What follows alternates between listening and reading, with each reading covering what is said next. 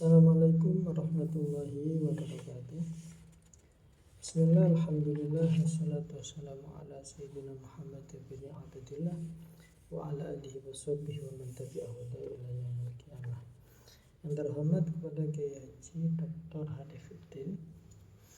Di sini saya akan melanjutkan presentasi peta imajinasi tentang pertumbuhan Kiai Haji Asy'ari yang part kedua, yaitu fase ketiga dan fase keempat.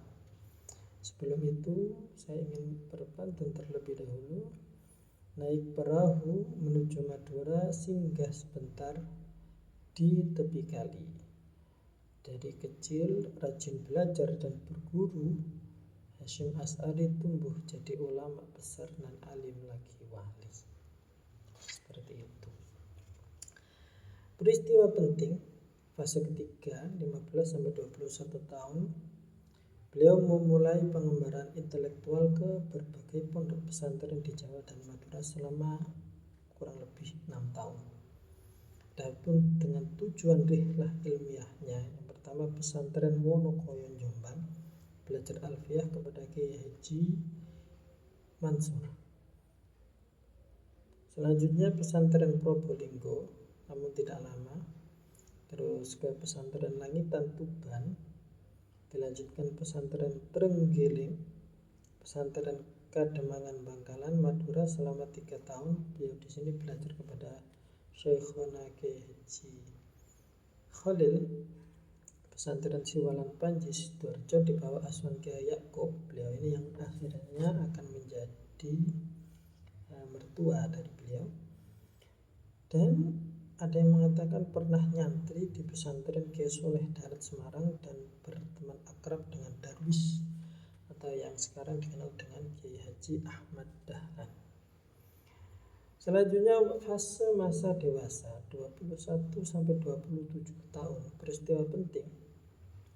Pada tahun 1892 menikah dengan putri Kiai Yakub. Lanjutnya berangkat ke Mekah. Disayangkan ketika berangkat ke Mekah ini, istri dari Kiai Hasyim meninggal dunia. Pendidikan dan guru di Mekah, belajar pada banyak ulama termasuk ulama Nusantara. Guru-guru utama Syekh Ahmad Khatib dan Syekh Mahfud Khatib Al-Minangkabawi dan Mahfud At-Turmusi. Aktivitas dan pencapaian sering melakukan tahandus di Gua Hira. Ditunjuk sebagai guru di Masjidil Haram dan memiliki banyak murid di berbagai negara. Nusantara, India, Suriah, dan lain sebagainya. Pemikiran beliau menolak pemikiran untuk meninggalkan madhab dan tarekat. Karena di antara guru beliau itu ada yang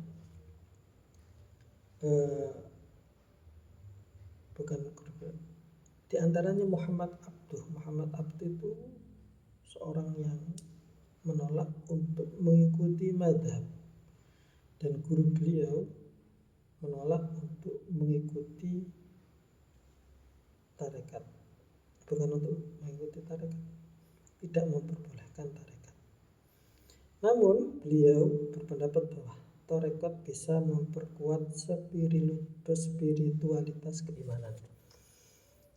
Namun meskipun beliau bertarekat, beliau tidak menganjurkan murid-muridnya untuk bertarekat.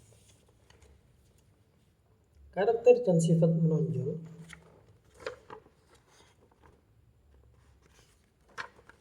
Mandiri dan rajin bekerja.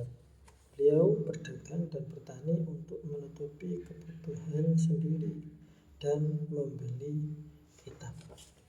Mungkin itu untuk saat ini, kurang lebihnya mohon maaf. Wassalamualaikum warahmatullahi wabarakatuh.